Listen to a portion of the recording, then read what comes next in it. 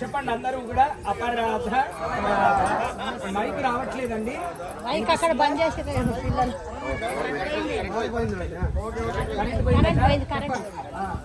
అయ్యా లలిత్ అపరాధ చెప్పించు. అయ్యా అందరూ నమస్కారం చేసుకొని చెప్పండి. అపరాధ సహస్రాణి క్రియంతే అహర్నిశం మయా దాసోయం ఇతిమాం మత్వా క్షమస్వ యజ్ఞేశ్వర సమస్త అపరాధాన్ క్షమ్యతా.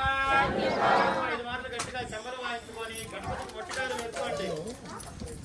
తెలుసు కానీ దీని అర్థం చెప్తున్నాను వినండి. తెలుసు కానీ తెలియక కానీ మేము చేసినటువంటి దోషము అంటే శరీరానికి మనసుకు ఉపయోగపడే ఏదైనా దోషమే.